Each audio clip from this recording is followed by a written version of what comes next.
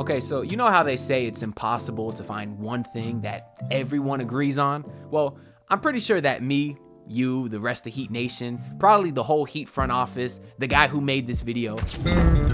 Whopper, he's a mother flopper. I'm pretty sure that all of us want Kyle Lowry off the Miami Heat. I think Kyle Lowry might even want Kyle Lowry off the Miami Heat. If we remember a year ago, they had a media day and they asked Kyle Lowry about Pat Riley's comments concerning his conditioning. And basically Kyle Lowry said that he didn't even hear it. And then he went on to say, it's whatever. Honestly, he has his opinion, right? Everyone has their opinion and it doesn't do anything for me. All I do is motivate myself. I always motivate myself. Now, I didn't think it was that big a deal. He's obviously a very confident guy, and that's kind of what he's saying to me. But it did rub a lot of people the wrong way just because he didn't take any accountability for his conditioning. But then fast forward a year later to this year's media day, which was just this past Monday, and Kyle Lowry didn't even speak. Now, I actually didn't think anything of it because I had been operating under the mindset for a few months now that Kyle Lowry was off the roster. So I kind of forgot that he was even here. But I suppose it could have been a bad look. But the next day, which was the first day of training camp on Tuesday, he actually did speak to the media. And it led to a little bit of controversy, if you can even call it that. Basically, when Spoelstra was asked about the team's starting point guard, he was pretty non-committal about it. And then when they asked Kyle Lowry, he said, no, I expect to be the starter. Now, I certainly didn't think anything of this because he's a confident guy, right? And what I want to hear during training camp is that a guy is ready to bust his ass to earn the biggest possible role. So that's what I thought when I first read the quote, but then I actually listened to the video. Starting point guard in ass. I expect to be point guard, starting point guard. You expect to be starting point guard. Has Spo related that to you? I mean, no, we haven't talked about it yet, but I expect my personal self, is the way I work with myself, is to be the starting point guard this year. And truthfully, I didn't think anything of it still. A lot of people thought that his tone was negative and that he'd be pretty annoyed and frustrated with a reserve role. But that doesn't really make sense to me because he came off the bench most of last year and he kind of thrived in that role for a while. So I don't see why he'd be frustrated now. Now, he might take it as disrespectful at this point because he's literally the only point guard on the roster with Gabe Vincent gone. But we'll get an idea of what Spoelstra has in mind for the rotation in just a couple days during the first preseason game, which is on October 10th. Now, just for clarification, don't take that first game for law. Spoelstra likes to use kind of this time of year to tinker with different lineups and sees what works. And I do think he'll probably end up just using a Josh Richardson and Tyler Hero starting backcourt. But, I mean, we'll find out pretty soon. But regardless of how anybody feels about Kyle Lowry, I don't think it can be debated that his Heat tenure has been lackluster, to put it nicely, because I've given Kyle enough crap over the last couple years. And I think it's time for a change. I think it's time for him to move on, and most people should agree with that.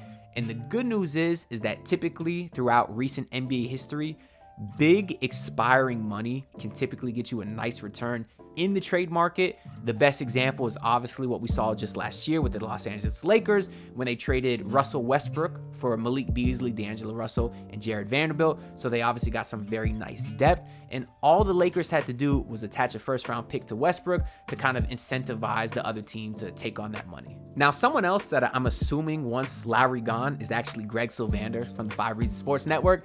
And I'm assuming this because Greg posted this the other day. He's now blocked by Kyle Lowry. And I kind of thought this was funny because I was actually blocked by Greg once for something I said on the Basement Sports Network, but I'm unblocked now, so we're good, I think. But either way, check out Greg on 5 Reasons. Check out me on the Basement Sports Network.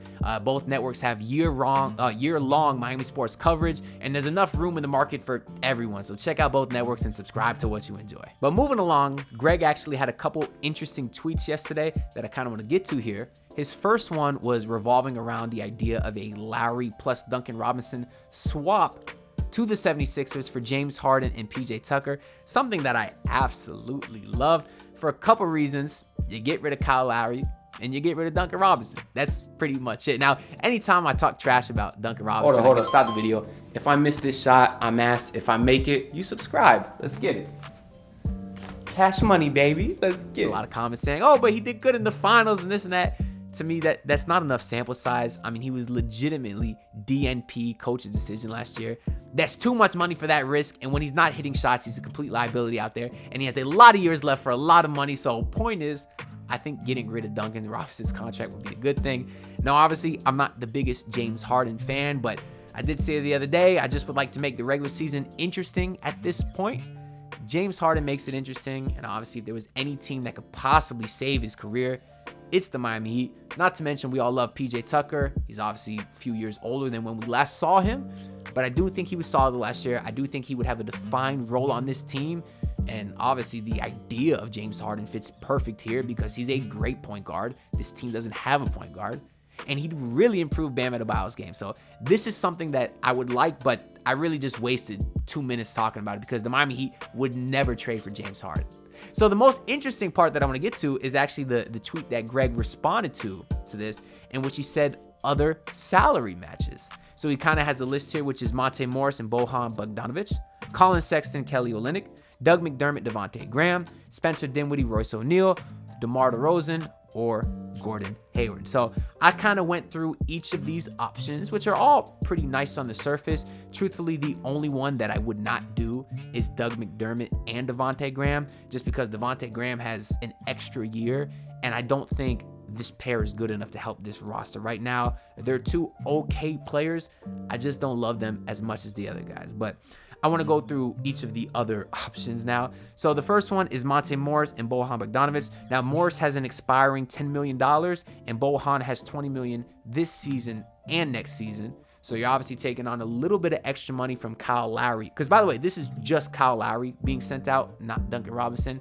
So you are taking on some extra money, but at this point, Bojan's obviously a much better player, can score over 20 points per game, over 40% from three, can play the power forward. From a fit standpoint, he's exactly what you need from the spacing aspect of it. He can play the four, which this team still doesn't have a four outside of Kevin Love. He would be awesome here. And Monte Morris is a very solid point guard. High efficiency shot, like 38% from three last year. Great assist to turnover ratio. He can play point guard on this team, and I actually really like this pair.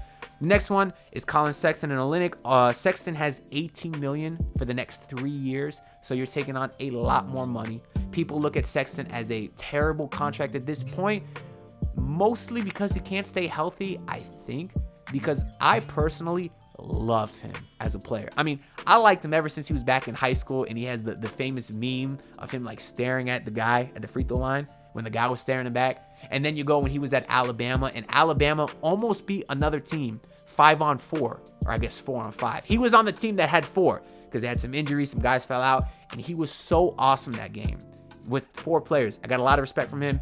And then just seeing him in the NBA, he's had some great years, can shoot the ball very, very well, and he just looks like Heat culture. From his defensive tenacity standpoint, to his hustle, to his effort, he's Heat culture. I absolutely love him as a player, and at only 24 years old, he has all the potential to turn into a phenomenal player in this Heat system, so I'd love him here. Kelly Olynyk, I could do without. A lot of Heat fans like him, a lot don't like him. I'm on the latter side there, but he would have a defined role on this team just because he could also play the 4 a little bit and stretch the floor. The main reason I don't like him is because Spo likes to do a lot of those switchy defenses. He tried that with Kelly Olynyk. He was too slow to do it, but he still provides some things this team would need. So he wouldn't be a bad throw-in in this trade. We talked about McDermott and Graham. Next one I'm talking about is Dinwiddie and Royce O'Neal. Now, Dinwiddie has an expiring $18 million, and Royce O'Neal has an expiring $10 million. So from that standpoint, it's awesome because you get 2 pieces that can contribute right now, and you have all the money free up in the offseason.